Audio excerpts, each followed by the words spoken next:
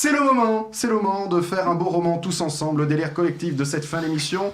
Alors avant le début de Pantoufles Explosives, nous avons tous écrit un mot sur un papier. Mathias l'a fait également et nous allons tirer chacun un papier. Ensuite, Mathias va choisir par qui commence notre histoire et puis chacun va la continuer dans le sens des aiguilles d'une montre. Et vous devez glisser votre mot tiré au sort. Alors, pendant que j'expliquais les règles, ils ont tous tiré un mot. Est-ce que vous n'avez pas tiré votre mot à vous ?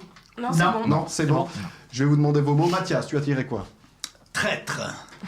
Traître. Gilles. Une chèvre. Flavien. Un burger. Un burger. Léa. 1, 2, 3 et paf, pastèque.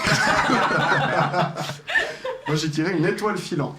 C'est beau, c'est beau. Mathias, par qui veux-tu commencer notre Par histoire ? toi, comme ça je passe au dernier.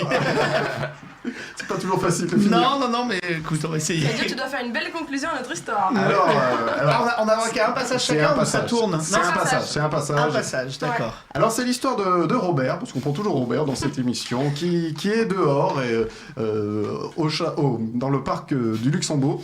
Et c'est la nuit et il regarde le passage des étoiles filantes quand tout d'un coup, Un chat arrive et il traverse d'un coup la chaussée pour arriver au jardin du Luxembourg, sauf qu'il y a une voiture qui arrive à toute vitesse. 1, 2, 3 et paf, pastèque. Ah, plus de chat. Et du coup, Robert est complètement traumatisé et du coup, il se précipite vers la chaussée et là... Et là, il tombe sur un bon tas de viande qui a l'air néanmoins très comestible. Et il se dit, la nuit au jardin du Luxembourg, qu'est-ce qui manque ? Un bon burger. Alors, à l'image de la restauration asiatique parisienne, il utilise donc la viande de chat pour se créer un superbe burger qu'il dévore. Et là, il entend à la première bouchée. Ok, donc en fait il y avait des restes de viande qui étaient encore vivantes. C'était pas totalement, l'animal n'était pas totalement mort, donc en fait il le mange vivant, donc ce qui est quand même un petit peu dégueulasse. Et là il commence à mal digérer quand même la chose. C'est quand même pas très, il y a des boutons qui lui poussent un peu partout, il y a des rougeurs, il commence un petit peu à vomir. Enfin vraiment ça va pas très bien.